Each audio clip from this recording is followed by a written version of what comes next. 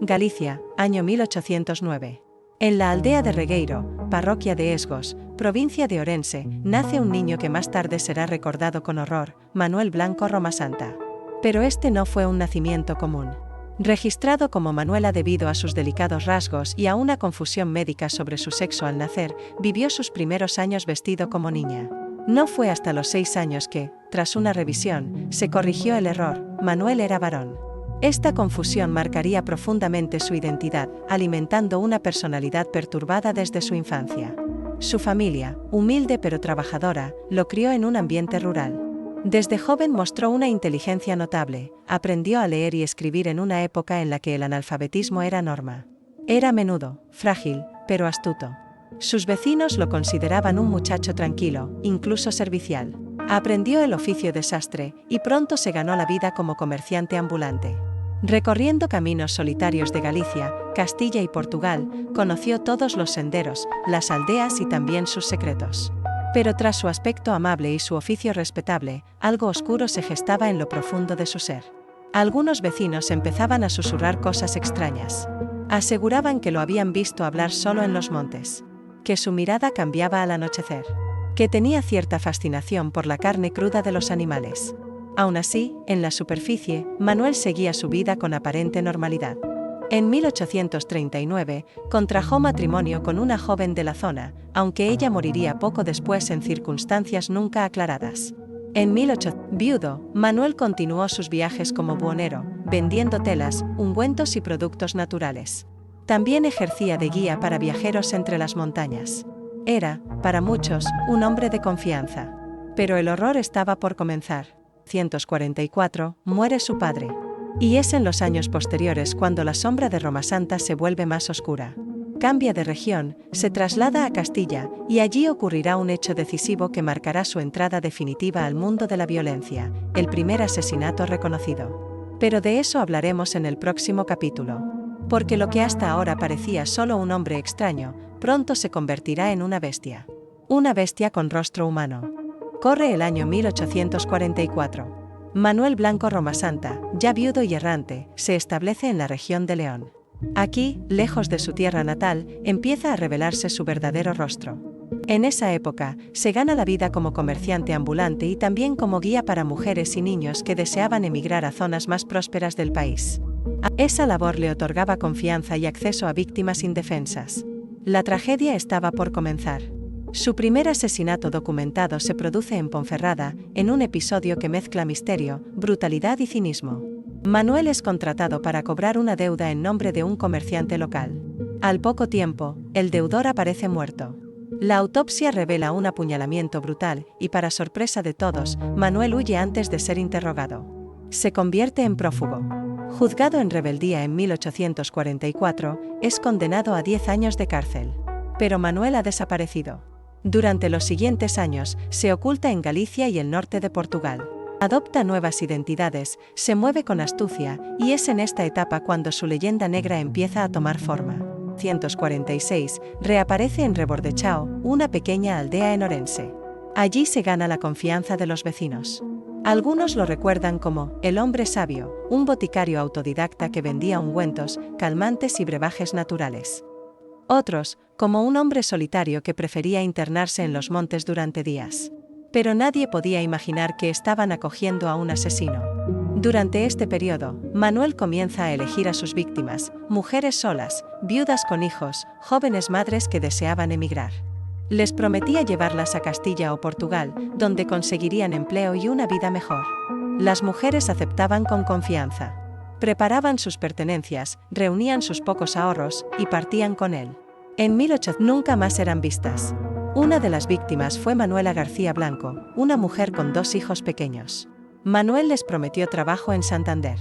Partieron con él en 1847. Poco después, Manuel regresó solo, asegurando que la mujer le había escrito desde su nuevo destino, y que todo marchaba bien. Incluso mostró cartas. Cartas falsas, escritas por él mismo. Pero lo más perturbador fue que comenzó a vender las pertenencias de las víctimas, ropa, mantas, utensilios. Y nadie parecía sospechar. Era hábil. Sabía manipular. Sabía mentir. En los años siguientes, este patrón se repite. Mujeres desaparecen tras partir con Roma Santa. La comunidad empieza a inquietarse, pero no hay pruebas. No hay cuerpos. Solo un hilo invisible de ausencias, miedo y rumores. Algunos aldeanos comienzan a hablar de brujería. Otros, de posesión.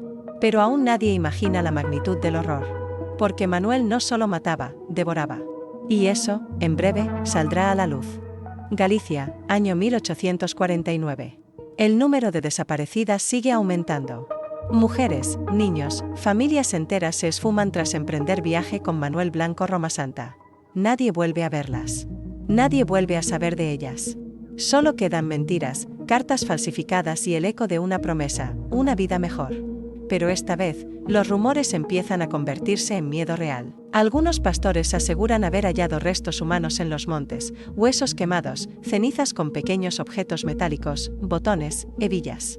Otros aseguran haber visto a Manuel internarse solo en los bosques con una mirada salvaje y regresar cubierto de barro, con las ropas manchadas, de algo que parecía sangre.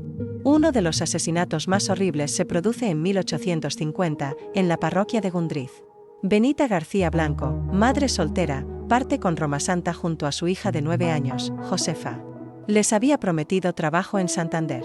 Al poco tiempo, Manuel regresa solo, con algunas ropas de la niña y un reloj que pertenecía a Benita. Afirma que todo va bien, que ellas están instaladas y contentas. Incluso muestra otra carta, escrita, como siempre, con su propia mano. Pero la farsa empieza a romperse. Algunos vecinos comienzan a unir los nombres, los caminos, las fechas. Todo apunta a él. En 1851 se confirma uno de los crímenes más atroces, la desaparición de Peregrina García, hermana de Benita, también asesinada. Peregrina partió junto a su hijo pequeño, con Manuel como guía. Nadie volvió a verlos. Días después, un pastor halló un cadáver infantil mutilado, parcialmente devorado por animales. La ropa fue reconocida por familiares. Poco tiempo después, un juez de Castro de Laza abrió una investigación. Los testimonios se acumulan. Las desapariciones giran siempre en torno al mismo hombre, Manuel Blanco Roma Santa. Y es entonces cuando aparece la palabra que lo marcaría para siempre, el hombre lobo. En 1852, finalmente es arrestado en Nombela, cerca de Toledo, bajo el nombre falso de Antonio Gómez. Lo habían denunciado. Lo detienen con cartas, objetos personales de las víctimas y pruebas irrefutables. Lo trasladan a Allariz, en Galicia, donde se desata el escándalo. La gente del pueblo lo insulta, le grita. Algunos quieren lincharlo.